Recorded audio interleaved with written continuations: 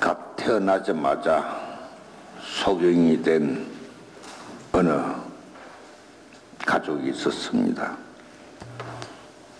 어릴 때 그 어머니가 그 소경 소년의 손을 잡고 주인 미사에 갔었는데 마치 오늘 이 복음서가 봉독이 됐습니다. 이 복음 말씀을 귀담아 들은 그 맹인 소년의 그 마음은 그야말로 걷잡을 수 없이 뛰기 시작합니다. 바로 그 자리 성당 맨바닥에 무릎을 꿇고 큰 소리로 기도하기 시작합니다.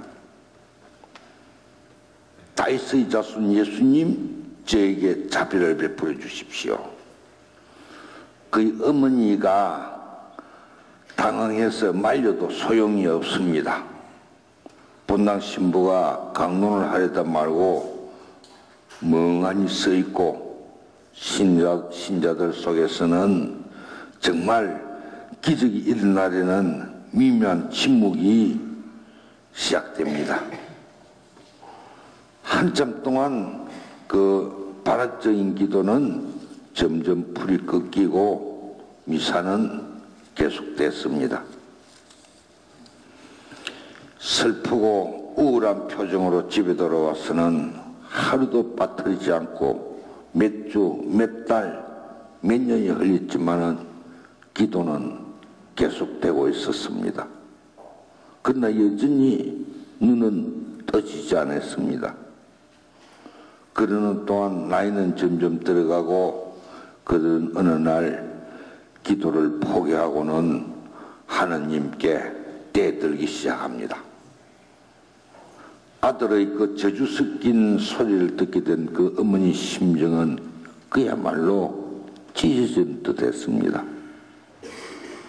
이것을 지켜보던 같은 동네 한 사람이 그에게 와서 말을 합니다. 산티아고라는 곳에 성야고보 사도의 묘소가 있는데 수많은 사람들이 기적을 체험하고 있단다. 내가 예전처럼 기도를 다시 계속한다면 내가 너를 데리고 가마. 그 말에 사라졌던 믿음이 다시 불붙어서 두 사람은 손을 잡고 그 먼 길을 걸어서 숱한 고생 끝에 성야고보 사도의 무덤에 다다릅니다. 자, 이제 다 왔다. 무릎을 꿇어라. 그리고 손을 뻗어서 야고보 사도의 비석을 만져봐라. 그리고 너희 온 마음을 다해서 기도 드려봐라.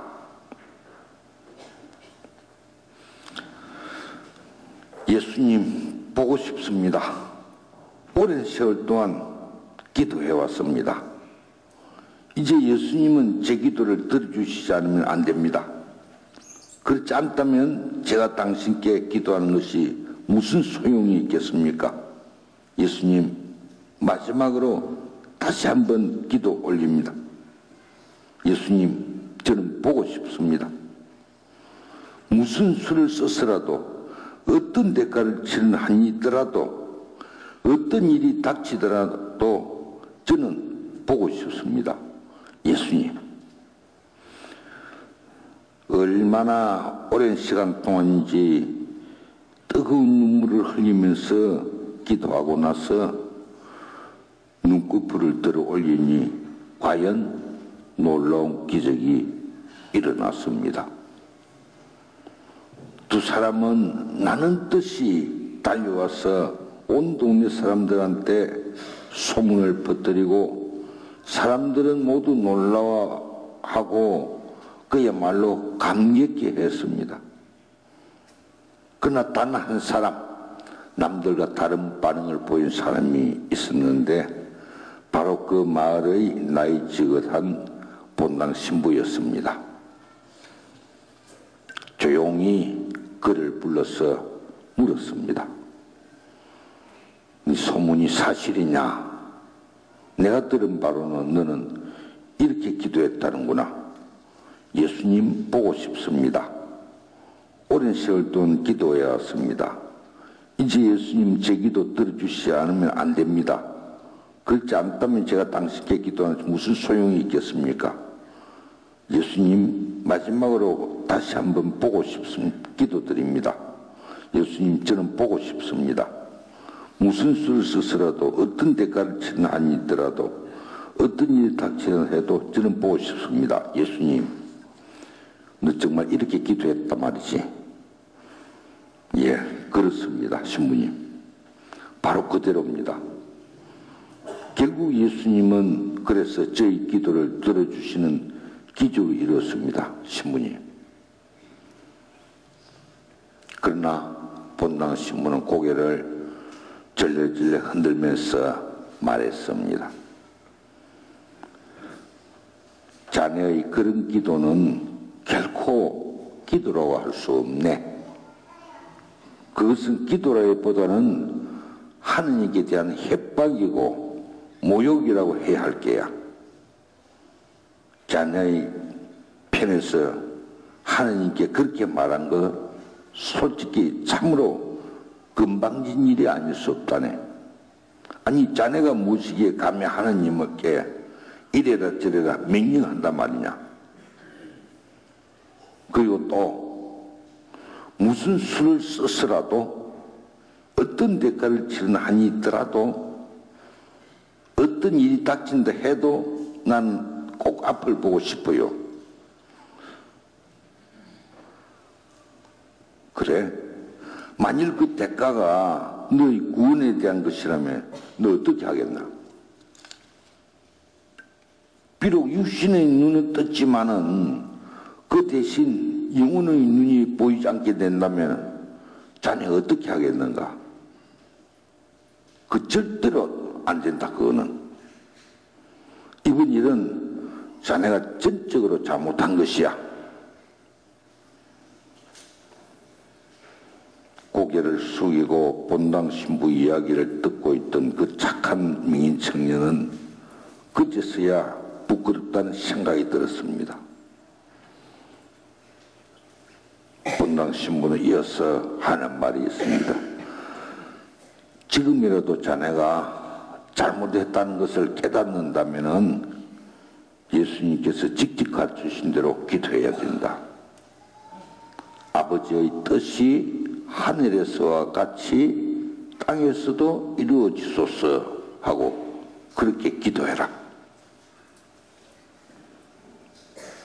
그 명인 청년은 본당 신부의 말을 듣고 다시 산티아고로 갑니다. 성야고보 무덤 앞에 간 그 청년은 본당 신부가 시키는 대로 기도하고 다시 장님이 됩니다. 주님, 이제 저는 진정으로 주님을 볼 수 있습니다. 그동안 저는 제가 얼마나 눈이 멀었는지 이제야 분명히 알게 됐습니다. 이 미천한 저를 깨닫게 해주셔서 고맙습니다. 주님의 이름은 찬미를 받으소서. 그리고는 다시 더듬거리며 자기 마을로 돌아왔습니다. 그가 장님으로 더듬거리면서 집에 들어섰을 때 모든 사정을 알게 된 그 어머니 이렇게 외쳤습니다. 뭐라고 외쳤을까요? 예, 예수님 저희 기도를 들어주셔서 감사합니다. 영혼의 눈이 멀었던 제 아들이 이제 진짜 당신께 눈을 뜨게 되었습니다. 주님은 찬미 받으소서.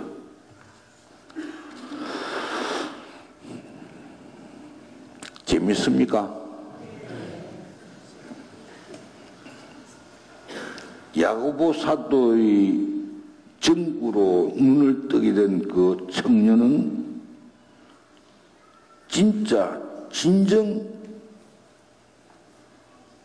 진정한 눈뜸이 무엇인지를 깨달은 것입니다.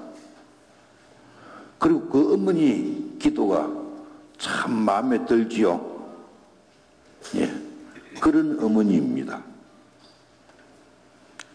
그토록 앞을 보고 싶어하던 그 어린 명인 소년,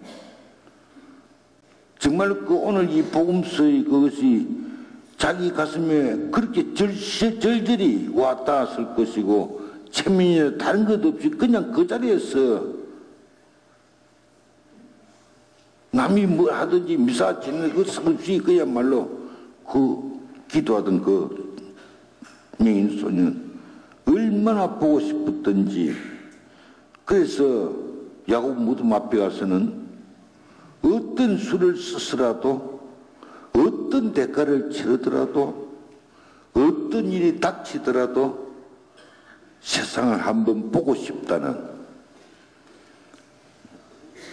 그 한이 맺힌 맹인 청년의 그 절박함, 이거는 실제로 맹인이 되어 보지 않고는 이해할 수 없을 것입니다. 그러나 드디어 그 소원이 이루어졌지만은, 자, 그 소원을 접고 다시 소경으로 되돌아갈 줄 아는, 그러면서도 하느님을 찾을 줄 아는, 그래서 주님을 알아보고 그보다 더 큰 구원에 올인할 줄 아는